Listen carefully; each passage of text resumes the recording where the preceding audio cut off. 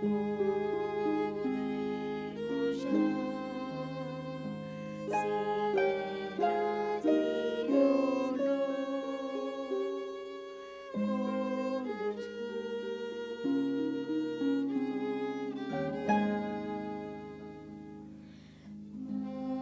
mas si la vida Dios nos da para vivir en paz allá, alcemos alto el refrán, todo bien.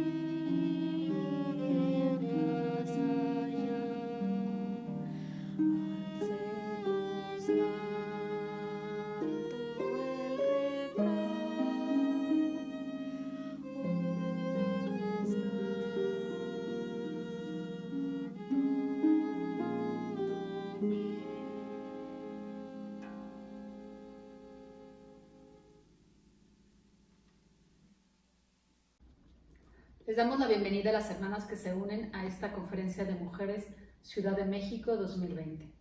Sumamos nuestras oraciones a las de ustedes. Tenemos fe y ponemos nuestra confianza en el Señor y sabemos que toda prueba tiene un propósito. Y mientras estemos juntas, estaremos a salvo en Cristo. El día de hoy tendremos los siguientes talleres. A las 12 del día, ¿qué necesito para estar lista en situaciones de emergencia? Por la hermana Yasbel Morales Vilchis. A las 5 de la tarde, Encontrando sentido a mi vida, por la psicóloga, la hermana Natalie García. A las 7 de la noche, Cristo nuestro fundamento seguro, por la hermana Casillas. Comenzaremos escuchando a la hermana Astrid Romero del Estaca Contreras interpretar el himno número 48, Divina Luz. La oración será ofrecida por la hermana Lorena Galicia del Estaca Ixtapaluca.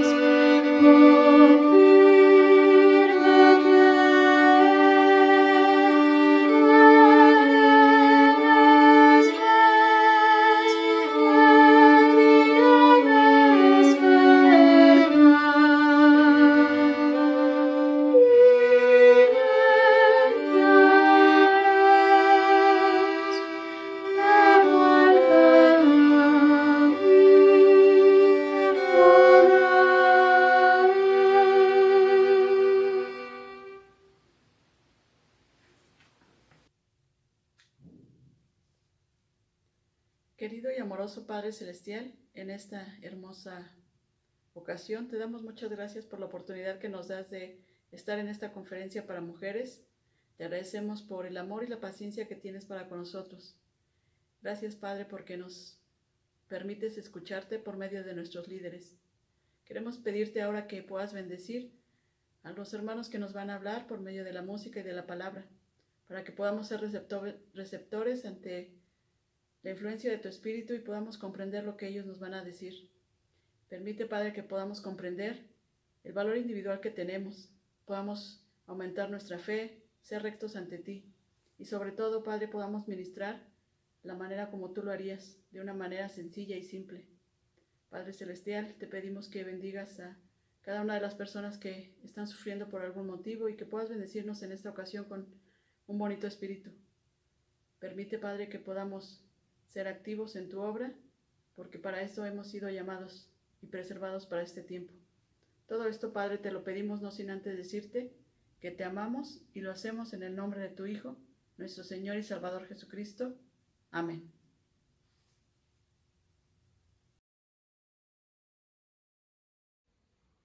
Hola, soy la hermana Yesbel Morales. Pertenezco al barrio Bosque de Tlalpan en la Estaca Contreras. Soy licenciada en Sociología y trabajo como docente de asignatura. Tengo 2 hermosos hijos y actualmente sirvo como presidenta de Sociedad de Socorro. Es un placer para mí poder estar con ustedes en esta conferencia de mujeres para poder platicar qué necesitamos para estar listas en situaciones de emergencia. Todos los seres humanos vivimos situaciones de emergencia. Por ello, nuestro Padre Celestial siempre ha preparado a su pueblo para poderlas enfrentar. Por mencionar un ejemplo, recordemos la experiencia del profeta Noé y el arca, que se encuentra en el libro de Génesis en el Antiguo Testamento. Noé fue informado con bastante anticipación de lo que vendría. Él fue instruido por Dios y fue obediente a todas las indicaciones que le dio. El presidente Spencer W. Kimball dijo que cuando Noé construyó el arca, no había señales de lluvia ni de diluvio. Se consideraron sus amonestaciones como locuras. Qué absurdo parecía construir un arca en tierra seca, cuando el sol brillaba en todo su esplendor y la vida transcurría normalmente. Pero el tiempo de gracia se acabó y terminó la construcción del arca.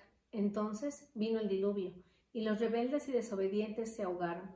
El milagro del arca tuvo lugar después de la fe manifestada al construirla. Aparte de obedecer y trabajar, Noé compartió con otros lo que se había revelado, y a pesar de no ser escuchado, él siguió trabajando diligentemente. Como resultado de eso, fue preservado y grandemente bendecido junto con su familia después del gran diluvio. De la misma manera que Noé y su familia, nosotros tenemos la oportunidad de ser bendecidas y preservadas si somos obedientes y diligentes al cumplir lo que se nos requiere para estar preparadas.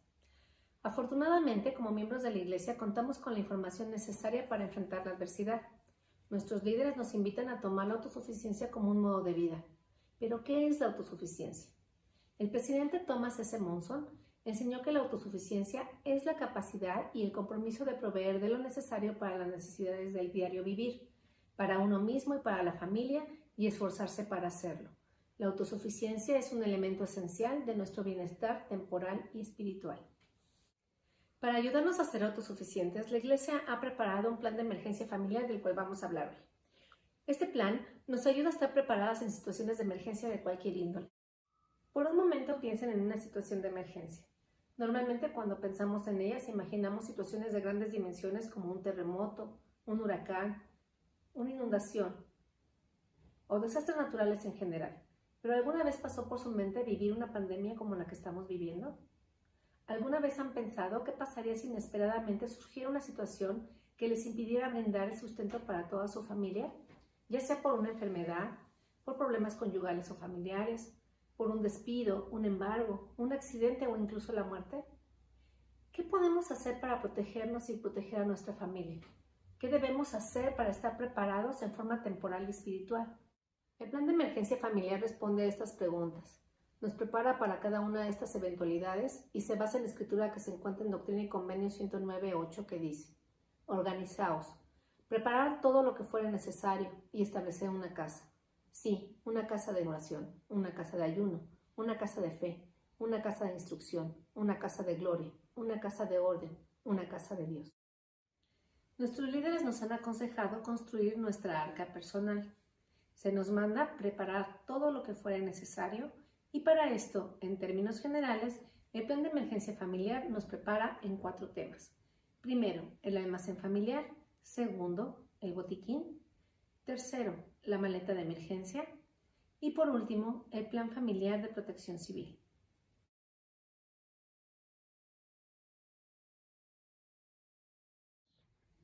Uno de los principales consejos que nos dan nuestros líderes es contar con un almacén de productos que nos permita soportar una situación de emergencia.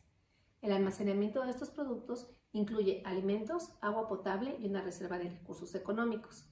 Para ello debemos prepararnos para la adversidad de la vida con una provisión básica de alimentos que formen parte de nuestra dieta normal. Esta provisión debe satisfacer nuestras necesidades y las de nuestra familia por lo menos por 3 meses. Una manera de hacerlo es comprar varios artículos adicionales cada semana para acumular una provisión de alimentos hasta para una semana. Después, pueden aumentar gradualmente la provisión hasta que sea suficiente para los 3 meses y, si es posible, incluso para un año.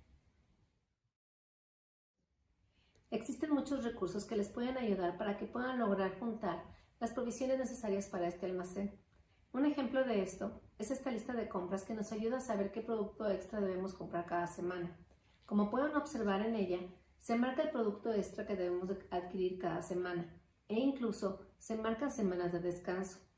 Si seguimos las recomendaciones, al cabo de 52 semanas, es decir, un año, podemos contar con un almacén suficiente para un año. También pueden aprovechar las promociones y ofertas que el mercado les ofrezca para comprar más productos de una misma clase con una inversión menor. Para comenzar a almacenar sus alimentos, primero elaboren una lista de los productos que más consume su familia, porque de nada sirve almacenar algún producto o alimento que no saben utilizar o que no acostumbran consumir. Existen diferentes técnicas de almacenamiento, como por ejemplo podemos mencionar en primer lugar el envasado.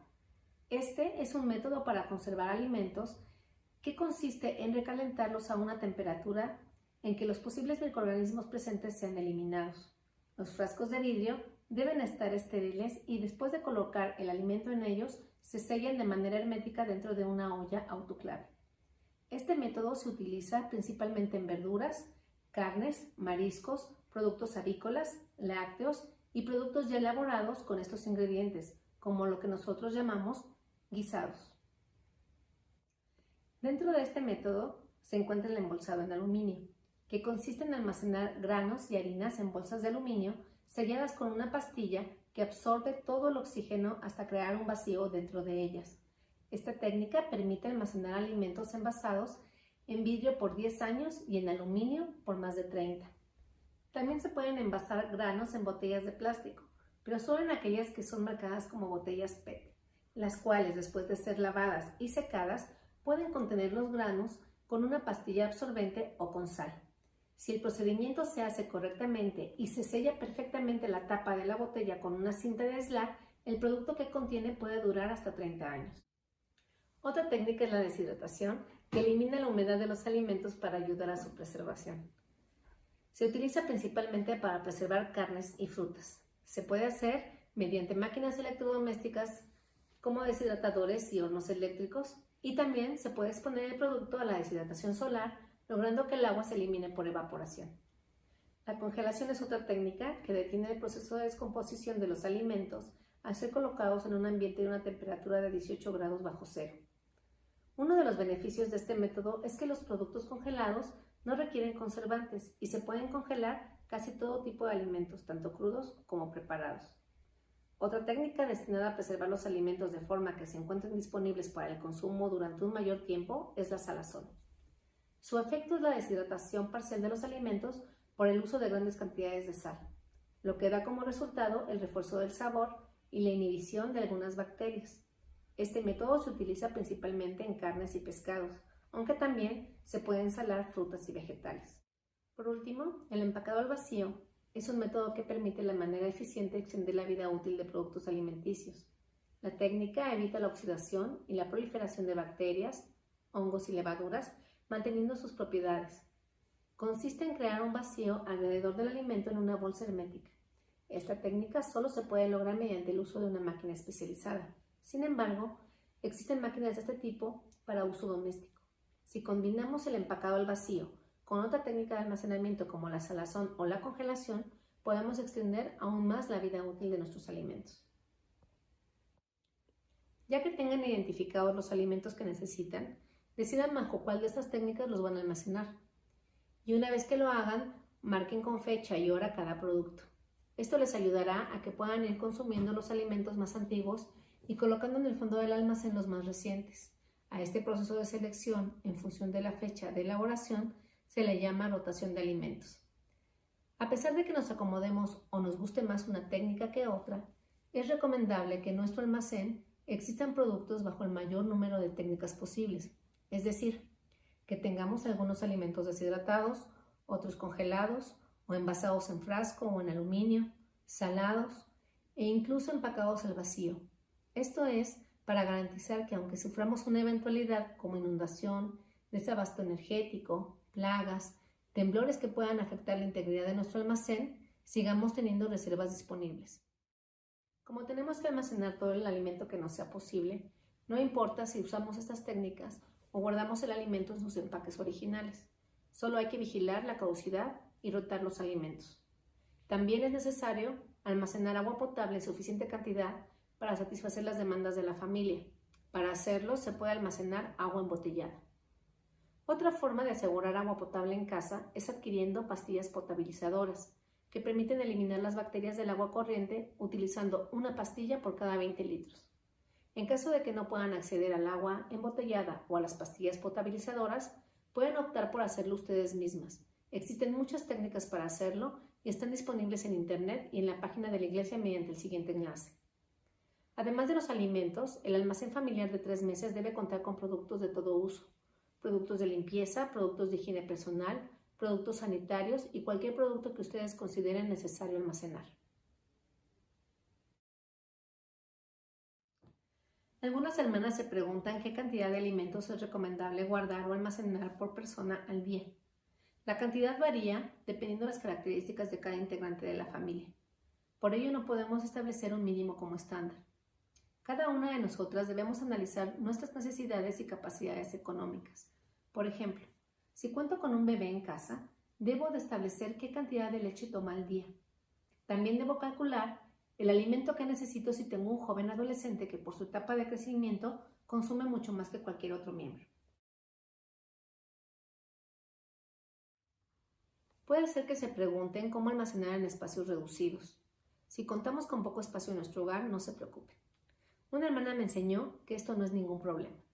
Ella vive en un departamento pequeño, sin embargo pudo cumplir su meta. Almacenó en diferentes partes de su casa, en la alacena, debajo de los muebles de la sala, arriba de los armarios e incluso debajo de la cama.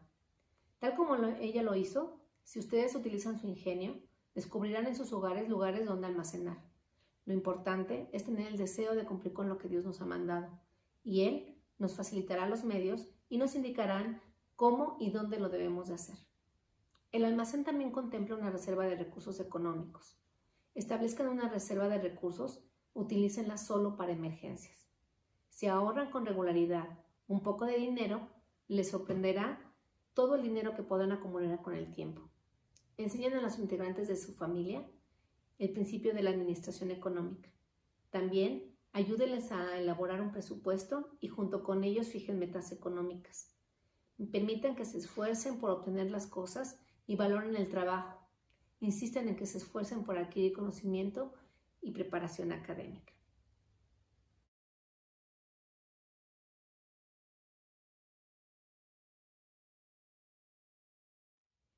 Sigamos con el botiquín. Un botiquín es un conjunto de medicinas y otros utensilios que sirven para tratar dolencias comunes o practicar los primeros auxilios en caso de lesiones. Un buen botiquín familiar debe ser sencillo y contener solo lo necesario. Por eso, si se preguntan qué incluir en el botiquín de casa, primero debemos saber que los componentes básicos de un botiquín se dividen en 2: medicamentos de suministros de primeros auxilios y medicamentos para enfermedades preexistentes. Así, un botiquín al menos debe contar con un termómetro, antiséptico para curar heridas, como povidona, yodada, agua oxigenada, clorexidina, yodo, etc. Apósitos adhesivos, es decir, tiritas para tapar heridas pequeñas, gasas para cubrir heridas más grandes, Suero fisiológico en botes o ampollas individuales.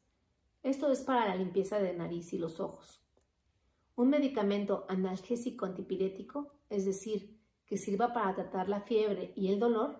Los más utilizados son el paracetamol y el ibuprofeno. Alcohol y agua oxigenada. Antiácidos. Bolsa para agua caliente. Bolsa de plástico. Bicarbonato. Una caja de fósforos. Cinta adhesiva. Cotonetes. Curitas de varios tamaños. Un gotero. Jabón antibacterial. Laxantes. Lentes extra para aquel miembro de la familia con problemas visuales. Mertiolate, paquete de algodón, un paquete de alfileres, pastillas de ampicilina y aspirinas para adultos y niños. En el caso de estos dos medicamentos, hay que verificar que no se tenga alergia al medicamento antes de administrarlo. También necesitamos pinzas para ceja, tabletas o gotas para purificar el agua, tijeras, navaja de bolsillo, vendas elásticas de varios tamaños, pañuelos de papel, hilos y agujas, paquetes enfriadores instantáneos para esguinces, toallas sanitarias y materiales para entablillar. El botiquín también se utiliza para guardar la medicina de algún miembro de la familia que cuente con una enfermedad crónica o preexistente. Esto puede incluir broncodilatadores para el asma, antihistamínicos para niños con alergias recurrentes, cremas con corticoide para dermatitis atópica, medicamentos para la diabetes, medicamentos para hipertensión. Cada cierto tiempo es necesario revisar la fecha de caducidad de los medicamentos que tenemos en el botiquín. También hay que evitar incluir medicinas que hayan sobrado de procesos anteriores como los antibióticos, porque esas deben de ser desechadas. Como miembros de la Iglesia, sabemos que tenemos la oportunidad de ser bendecidos por un poseedor de sacerdocio cuando enfermamos. Por eso no debemos olvidar siempre contar con aceite consagrado para que en caso de emergencia Él pueda ungir a un enfermo.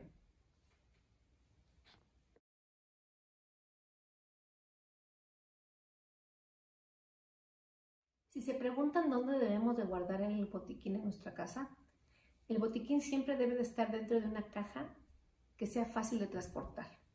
Como norma general, se debe de guardar en el mismo lugar para que todos los miembros de la familia recuerden fácilmente dónde está. Tiene que estar fuera del alcance de los niños. También puede estar en un armario alto, a una altura donde los niños no puedan llegar. Esto es especialmente importante porque en el botiquín existen medicamentos que son para adultos. Al prepararlo hay que seguir estas recomendaciones para evitar que los niños puedan intoxicarse con su contenido, porque es algo que por desgracia sucede con mucha frecuencia.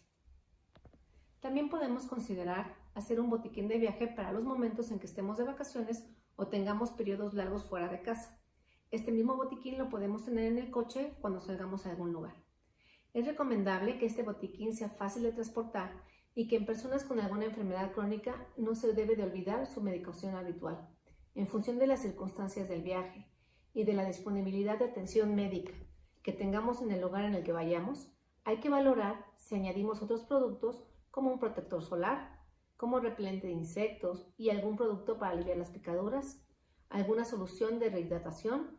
Y por último, es importante contar con un manual de primeros auxilios y que procuremos tener conocimientos básicos de este tema, para que sepamos usar cada uno de los elementos y medicamentos que tenemos en el botiquín.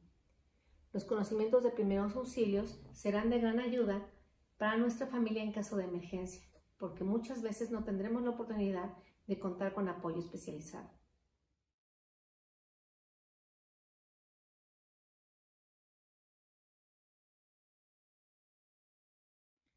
Ahora hablemos de la mochila de emergencia o la maleta de las 72 horas. Esta mochila es una herramienta que nos permite contar con algunos artículos que nos puedan ayudar a sobrevivir al menos por 72 horas. Se utiliza en caso de que necesitemos abandonar nuestro hogar de manera inesperada por alguna eventualidad. Para ejemplificar el uso de esta maleta, me gustaría que imaginaran una situación en la que de un momento a otro tuvieran que salir de su casa y no pudieran regresar a ella hasta que el peligro haya pasado. Esta eventualidad hipotética puede ser desde una fuga de gas, una pelea familiar o inclusive una inundación o un terremoto.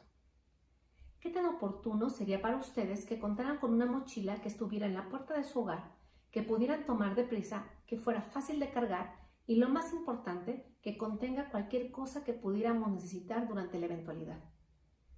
Ese es el propósito de la maleta de emergencia. La mochila debe de ser colocada en un lugar de fácil acceso y de preferencia a la salida de nuestro hogar. Para elaborarla, lo ideal es contar con una backpack. Sin embargo, cada una de nosotras podemos optar por algo que tengamos en casa, como una mochila escolar de alguno de nuestros hijos, o un costal, una bolsa de mandado o incluso bolsas de plástico. Para poder estar preparadas con ella, se recomienda tener tantas maletas como integrantes tenga nuestra familia. Estas deben de ser ligeras y aunque contengan muchos artículos, debemos de tratar que no ocupen mucho espacio y que no pesen demasiado. Si en una familia se cuenta con niños pequeños, los artículos que correspondan a ellos deben de estar en las maletas de algún miembro de la familia que sea capaz de cargarlo. También es importante que cada integrante de la familia conozca lo que existe dentro de la maleta y sepa perfectamente cómo utilizar cada artículo. La maleta de emergencia debe estar lista en todo momento, porque una vez que llegue la emergencia, no vamos a tener tiempo de ir por una bolsa y meter en ella los artículos que necesitamos. Algunas personas de la colonia Villacuapa, cuyas casas se vieron sumamente afectadas por el sismo de 2017, salieron de sus casas sin ninguna pertenencia. Sus viviendas quedaron tan dañadas que no pudieron volver a habitarlas después del desastre. Por esta razón, las autoridades les permitieron ingresar solamente por 10 minutos para sacar las cosas más esenciales. Me comentaron que cuando ingresaron a sus casas, las cosas estaban en tal grado de desorden y de destrucción que no pudieron encontrar ningún artículo de los que buscaban. El tiempo fue insuficiente para que ellos pudieran encontrar las cosas más esenciales. Por eso, la necesidad imperante de tener la mochila lista antes de la emergencia. ¿Qué contiene la maleta de emergencia? En ella deben de existir diversos artículos. Comencemos por los alimentos. Debemos optar por alimentos que cumplan con las siguientes características: que no ocupen mucho espacio, que no se descompongan, que no necesiten cocción, que no necesiten refrigeración. Los alimentos instantáneos son ideales ya que cumplen con todas estas características, por ejemplo, sopas en bolsa, arroz deshidratado, atún en bolsa o leche en polvo. Estos alimentos deben de ser cosas acostumbradas, ya que al igual que en el almacén, no vale la pena tener alimentos que no acostumbremos comer. Debe haber cantidad suficiente. Esto dependerá del integrante de la familia a la que pertenezca la maleta. Los alimentos deben de ser de buena calidad. Como esta maleta debe de estar lista siempre, esperando que no la utilicemos muy seguido, los alimentos que en ella existan pueden pasar mucho tiempo dentro de ella y por ello es indispensable que su calidad y frescura sea óptima para garantizar su durabilidad. También deben de ser de fácil manejo, sobre todo aquellos artículos que encuentren entre las maletas de los más pequeños. Procuren que no estén en empaques que se rompan, porque sus características pueden ser riesgosas para los más pequeños. Deben de ser objetos que no sean peligrosos, por fácil descomposición o porque puedan ser propensos a provocar alergias. Todos los alimentos deben contener valor nutritivo. Para ello también debes optar por alimentos energéticos que nos proporcionen energía y sensación de plenitud durante el tiempo de emergencia. Puedes optar por chocolates, semillas, nueces y barras energéticas. Igual que el almacén, mientras no usemos la maleta hay que revisar constantemente la condición y caducidad de los alimentos y cambiarlos cada vez que pierdan sus propiedades nutritivas y calidad. La maleta también debe contener agua potable y se recomienda que cuente al menos con 4 litros de agua por persona y pastillas potabilizadoras. Entre más agua podamos almacenar, mejor. Debemos contemplar cubiertos y plato personal y pocillos para preparar la comida. También existen estufas de emergencia que funcionan con alcohol sólido y se pueden conseguir en tiendas de autoservicio. Además de los alimentos, la maleta debe contener artículos personales tales como una muda de ropa, incluyendo ropa interior, calcetines, zapatos, toalla, ropa cómoda, abrigadora pero ligera. Esta muda debe revisarse con regularidad, en especial si el dueño de la maleta crece o cambia de complexión física. Debe contener una cobija o frazada que nos cubra del frío en caso de tener que dormir al aire libre, al igual que un impermeable que nos proteja de la lluvia. Para evitar ocupar mucho espacio en nuestras mochilas, se recomienda contar con cobijas de aluminio que se utilizan para excursiones y campamentos. Esta cobija es extremadamente ligera y gracias a su material puede reflejar el 50% del calor corporal, por lo tanto es sumamente abrigadora. Ambos artículos se pueden adquirir en tiendas de campamento. También debemos colocar artículos de higiene personal en presentación pequeña o de viaje, como shampoo, crema, jabón, cepillo de dientes, desodorante, rastrillo, toallas húmedas y papel higiénico. Debemos considerar que cada maleta debe ser personalizada, de acuerdo a cada integrante de la familia. Esto quiere decir que no todas contendrán los mismos artículos, por ejemplo en el caso de toallas sanitarias y pañales. Debemos colocar en ella un pequeño botiquín que cuente con lo indispensable para primeros auxilios, que sea fácil de transportar y sin olvidar los medicamentos personales o especializados de los que ya hemos hablado. En nuestra maleta también debemos colocar distintos documentos. Para evitar colocar en ella documentos originales, se recomienda que podamos escanearlos en una memoria USB para contar con la mayor cantidad posible en el menor espacio. Sin embargo, si no tenemos la facilidad, el conocimiento o el equipo de cómputo para hacerlo, podemos colocar copias fotostáticas dentro de un sobre de plástico. ¿Qué documentos debo de tener en la maleta? Se recomienda que tengamos documentos de identificación personal, como acta de nacimiento, acta de matrimonio, CURP, licencia de conducir, credencial de lector, cartilla militar, pasaporte, visa, servicio médico, certificados y títulos de grados académicos o constancias de estudios, cédulas de miembro, cartilla de vacunación. También documentos de propiedad como facturas de automóviles, testamentos o escrituras de casa. Cualquier documento que consideremos importante o esencial debe estar ahí. Tarjetas de crédito o débito, contratos, bendición patriarcal, recomendación del templo, agenda telefónica. Si contamos con la memoria USB, podemos contener en ella cualquier cantidad de documentos. Si no podemos hacerlo, con los documentos esenciales es suficiente. Pueden preguntarse por qué es necesario tener esos documentos. En el terremoto del 19 de septiembre, tanto de 1985 como de 2017, muchas personas perdieron sus casas y junto con ellas todos los documentos que les acreditaban como dueños de los inmuebles, y le costó mucho trabajo cobrar seguros y acceder a apoyos gubernamentales a las personas. En 2010, la isla de Haití sufrió uno de los terremotos más fuertes en la historia de América. Al ser un país tan pequeño, el nivel de desastre fue tal que incluso las oficinas de gobierno de toda la nación quedaron dañadas. Muchos habitantes emigraron a países vecinos, pero no lograban acceder a trabajos ni a educación, porque no contaban con documentos que les demostraran sus capacidades intelectuales, oficios o grados académicos.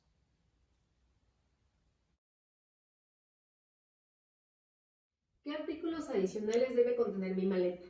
Es importante también contar con una foto familiar actualizada en caso de que nos separemos de nuestra familia o necesitemos identificar a alguien. Debemos tener una libreta y plumón indeleble y con ellos tomar notas o indicaciones de las autoridades. También debemos considerar escribirnos en alguna parte del cuerpo, como el brazo, nuestro nombre, tipo de sangre, padecimientos como alergias o enfermedades y cualquier información que consideremos importante. Una linterna sencilla, de preferencia de recarga manual, o en su defecto podemos utilizar una de pilas, pero debemos tener cuidado de no colocarlas dentro de la linterna para que no se oxiden. Un silbato. Este artículo es muy importante, ya que en caso de que estemos en peligro, utilizar el silbato puede ayudarnos a mostrar nuestra ubicación para que los servicios de emergencia y la ayuda llegue a tiempo. También debe contener encendedor, navaja multiusos, cerillos de madera, cuchillo, pinzas, desarmador o herramientas pequeñas, copia de llaves de la casa o del automóvil, costurero, juego de manicure, velas, guantes y combustible sólido. Hay que tener cuidado con estos artículos, sobre todo en el caso de niños pequeños, y en caso de las herramientas, linternas y silbato, asegurémonos que ellos sepan utilizarlas. Es importante que pongamos también dinero en efectivo. Consideremos una pequeña cantidad de dinero en diferentes denominaciones que siempre esté disponible en la maleta, para que podamos utilizarla y movilizarnos y pasar la noche en algún lugar. Necesitamos que cada miembro de la familia conozca lo que existe en su maleta y la personalice, es decir, que agregue las cosas que sean importantes para ellos. Nosotras podemos colocar en la maleta muchas cosas, pero tal vez para nuestros hijos hay cosas que son indispensables como un muñeco o como un peluche. En el caso de niños pequeños, existe una técnica para poder ayudarnos con esto. Podemos pedirles que dibujen qué meterían en su maleta. Les aseguro que se sorprenderán de las cosas que ellos van a dibujar. Tal vez se estén preguntando cuál es aproximadamente la inversión inicial que necesito para mi maleta de emergencia básica. Ustedes mismas determinarán con qué cuentan y qué les falta, porque pueden empezar a armarla con lo que tengan en casa y en ese caso la inversión es prácticamente nula. En el caso de que quieran comprar las cosas nuevas y armarla por completo, el costo dependerá del lugar en donde lo compren y de la calidad de los artículos que vayan a comprar. Lo importante es tener la determinación de comenzar ya y los obstáculos desaparecerán. Seguramente para este punto estamos abrumadas con todo lo que debe de llevar nuestra maleta de emergencia. Sin embargo, no es imposible hacerlo. Podemos lograrlo poco a poco. En la Estaca Contreras nos organizamos para que cada familia tuviera una maleta de emergencia. Hace algunos años nos juntamos con un proveedor para que nos elaborara una maleta de emergencia. En consejo, junto con los obispos y la presidencia de Estaca, revisamos la propuesta y después de hacer las correcciones pertinentes en cuanto al tamaño, calidad, seguridad, color y materiales, emprendimos la tarea de que cada familia pudiera acceder a ella.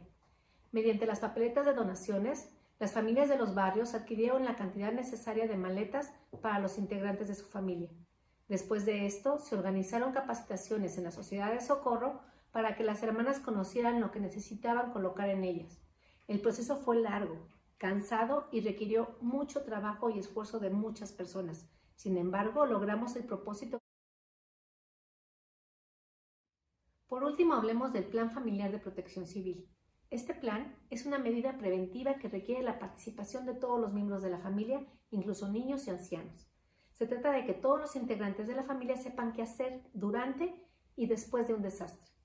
Para hacer el plan, debemos detectar y reducir riesgos. Para ello, primero tenemos que localizar los peligros que se pudieran presentar dentro de nuestro hogar y en los alrededores de nuestra casa o departamento para evitar y reducir riesgos potenciales.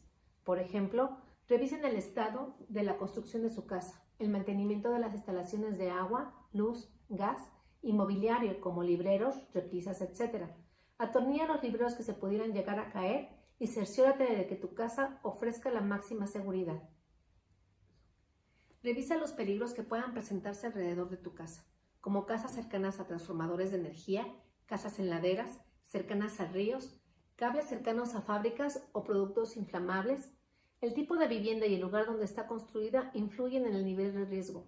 Una vez ubicadas las zonas de peligro, debemos diseñar caminos o rutas de escape para alejarse del lugar de alto riesgo, es decir, saber qué camino seguir, salir por avenidas grandes y con asfalto, evitar las calles que puedan ser donde pase el agua, fijarse si hay árboles que puedan caer o a los que se pueda trepar. Para diseñar rutas de evacuación y salidas más seguras y próximas, tenemos que elaborar un croquis sencillo de su casa y alrededores, y en él anoten las observaciones sobre los posibles riesgos, así como recomendaciones para reducirlos, por ejemplo, mover una mesa, o revisar la instalación del gas, sujetar una lámpara o mover macetas. Si al revisar tu construcción encuentras daños y averías, procura arreglarlos cuanto antes. Por ejemplo, si encontraste registros sin tapa o roturas en los niveles del piso, salientes en los muros, rejas, cables tendidos. Sujeta los objetos que puedan caer en caso de un temblor o que puedan salir proyectados en caso de un huracán. Almacena adecuadamente las sustancias inflamables que puedan provocar un incendio como alcohol, aguarrás, gasolina, tiner, etc. Es indispensable que cuando estemos evaluando los riesgos pensemos en las necesidades de nuestra familia, si es que contamos con personas con capacidades diferentes, niños pequeños, bebés, ancianos o mascotas. Dado que muchas familias tienen diferentes horarios de estudio y de trabajo, en ocasiones no se encuentran juntos en casa. Es por eso que debemos de tener un plan de emergencia familiar tanto de día como de noche. Otra cosa importante es que tenemos que establecer un punto de reunión con los miembros de nuestra familia. Este punto de reunión debe ser conocido por todos, para que si el siniestro ocurre cuando estemos dispersos, podamos llegar al mismo lugar. El punto de reunión puede ser la casa de un familiar o de un amigo. Marquen el lugar más seguro dentro de su casa y fuera de ella para establecer este punto de reunión. Consideren todas las rutas si acaso el punto de reunión es lejano, para que puedan tomar los tiempos y saber cuál es la ruta más rápida para llegar al punto de reunión. Recuerden que el lugar más seguro es aquel que les ofrece mayores posibilidades de sobrevivir. El plan de emergencia familiar prepara a la familia para que sepan qué hacer y a dónde acudir en caso de desastre. Cada quien debe de tener una tarea asignada. Por ejemplo, cargar al bebé, sacar a la mascota, tomar la maleta de emergencia, ayudar al abuelo, desconectar los electrodomésticos. Una vez que tengamos lista nuestra ruta de evacuación y las tareas asignadas para cada uno de ellos, debemos realizar periódicamente simulacros. Un simulacro es un ensayo o una práctica de cómo se debe de hacer la salida o la evacuación en caso de emergencia. El realizar simulacros nos da muchas ventajas. Permite entrenar a la familia para que sepa cómo actuar durante un desastre. ¿Cómo podemos hacer los simulacros? Imagina algunas situaciones de emergencia. Fija responsabilidades a cada miembro de la familia. Emite la voz de alarma con una campana, silbato, timbre o sirena. Interrumpe inmediatamente las actividades y desconecta los aparatos electrónicos de la energía y apaguen el gas.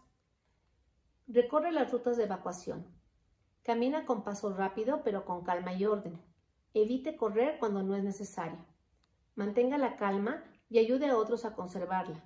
En un simulacro o en la realidad, manténganse unidos siguiendo las instrucciones del líder o coordinador del grupo. Llega al punto de reunión convenido. Revisa que nadie falte y que todos estén bien. Evalúa los resultados ajustando tiempos y movimientos.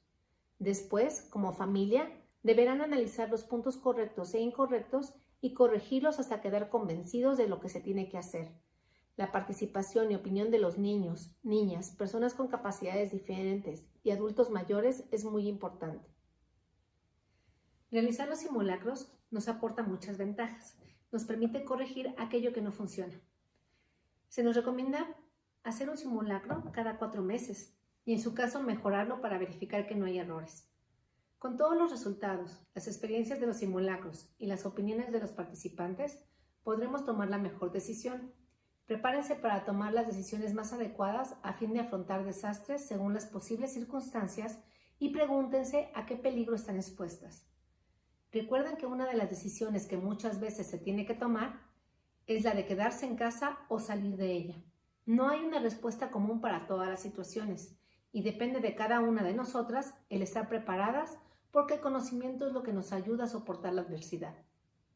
Hermanas, nosotras podemos comenzar decidiendo poner en práctica el conocimiento adquirido hoy.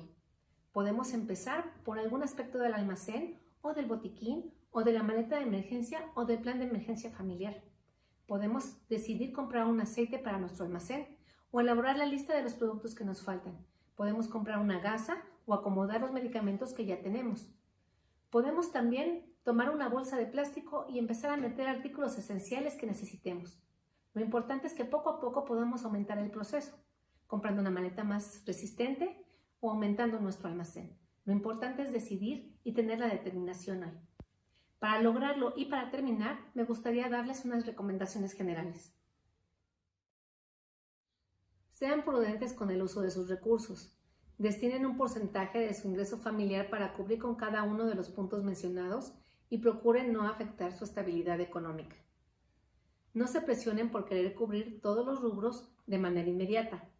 A veces cuando se nos instruye deseamos cumplir al 100% y esto nos produce gran estrés y frustración cuando nos damos cuenta de que no es posible hacerlo de esta forma. Debemos comenzar poco a poco, un poco aquí, un poco allá. No cesen en su esfuerzo por lograrlo. Den prioridad a las necesidades particulares de su familia. Para hacerlo, pidan en oración la guía del Espíritu Santo, el cual les hará saber por dónde empezar y qué aspectos cubrir de forma primordial. Sean constantes en su empeño por lograr la meta. A pesar de que sientan que no están avanzando, no desmayen en su intento por contar con lo necesario para cualquier situación de emergencia que se les presente. Dios tomará en cuenta sus esfuerzos. Él les brindará las herramientas y la orientación necesaria para que puedan enfrentar sus desafíos personales y familiares. No esperen a que la situación de emergencia llegue. De la misma manera en que el diluvio sorprendió al mundo, la pandemia del COVID-19 cambió la manera en que hacemos las cosas. Y quienes estuvieron preparados con su plan de emergencia familiar han soportado el resguardo en sus hogares con paciencia.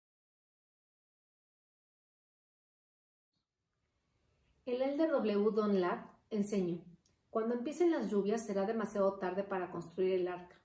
Debemos escuchar a los portavoces del Señor, seguir adelante con calma y prepararnos para lo que sin duda vendrá. No debemos sentir pánico ni aprensión, pues si nos hemos preparado espiritual y temporalmente nosotros y nuestras acciones, con constancia para el futuro, nuestra arca flotará en un mar de fe. Confíen en el Señor y ejerzan su fe. El obispo presidente H. David Burton nos recuerda que cuando hemos hecho todo lo posible para ser autosuficientes, podemos volvernos al Señor con confianza y pedirle lo que todavía nos falte. Estos son mandamientos con bendición, tal y como lo leemos en Doctrina y Convenios 38:30.